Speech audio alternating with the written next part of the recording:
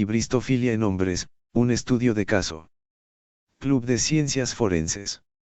14 de noviembre, 2020. Amigos del Club de Ciencias Forenses, esta semana presentamos el artículo Aggressive Hybristofilia in Men and the Effect of a Female Serial Killer de Pettigrew, M2019, en el que se estudia la hibristofilia en hombres, específicamente mediante un caso real. La hibristofilia es una parafilia sexual inusual descrita originalmente por John Money. Puede definirse como la atracción sexual hacia alguien que se sabe que comete, o ha cometido, actos violentos. Así, podemos distinguir entre dos tipos, la hibristofilia pasiva, más común, y la agresiva.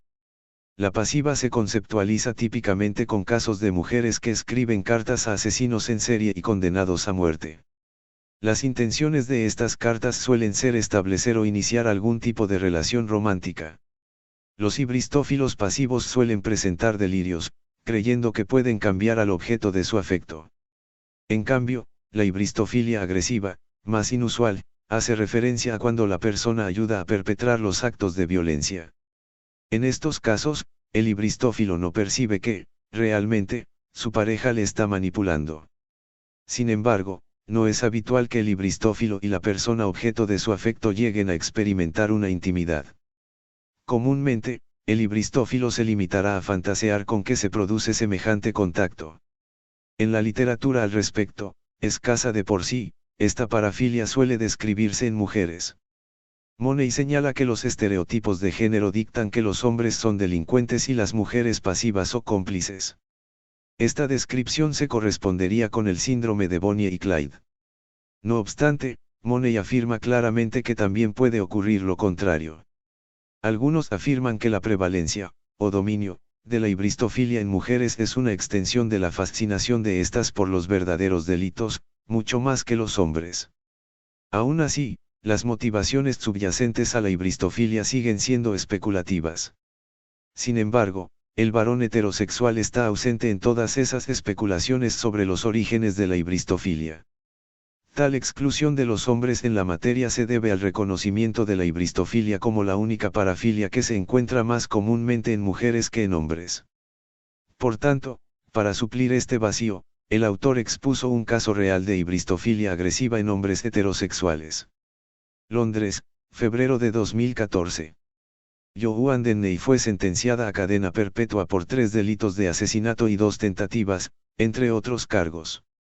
Sus 3 cómplices, todos hombres, también recibieron su condena por ayudarla después de cometer los asesinatos. El principal de los 3, además, fue condenado por tentativa de asesinato. Durante 2 semanas, Dennehy apuñaló a 3 hombres e intentó matar a otros 2 por los mismos medios.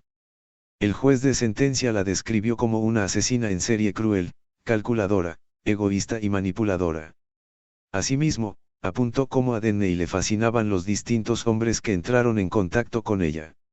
Los cómplices, aunque culpables de sus actos, actuaron bajo su influencia. El primer cómplice fue el amigo y amante de Dennehy.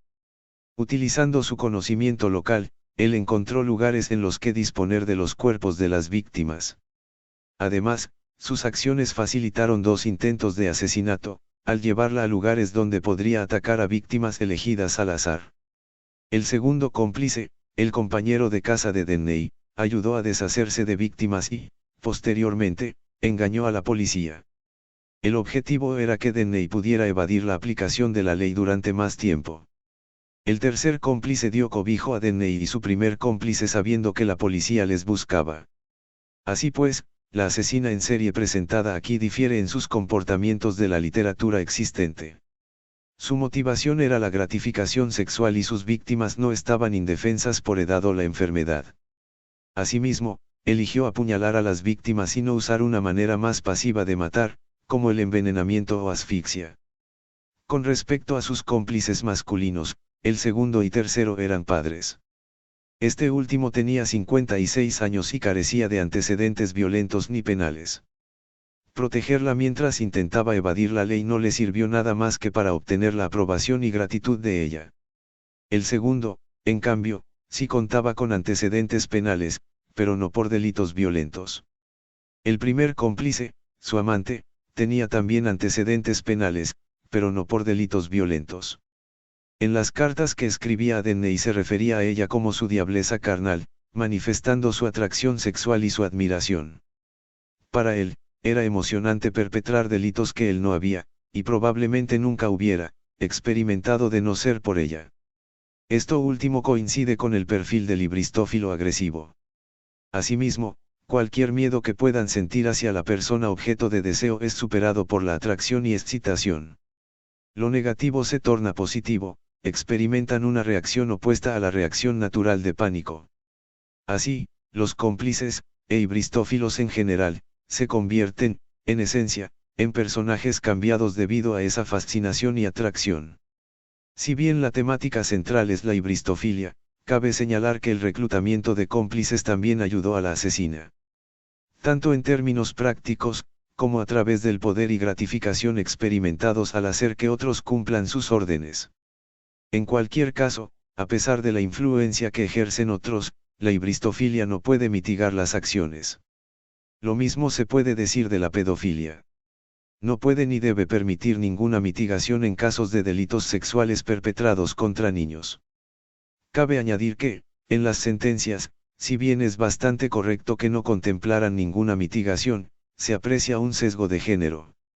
Históricamente, en los casos en que una mujer ha ayudado a un asesino en serie, se ha hecho una distinción entre los dos delincuentes. Sentencias previas han considerado que la mujer ibristófila puede ser rehabilitada si se aparta de la influencia del delincuente deseado. Tal pensamiento puede reflejarse en sentencias menos duras.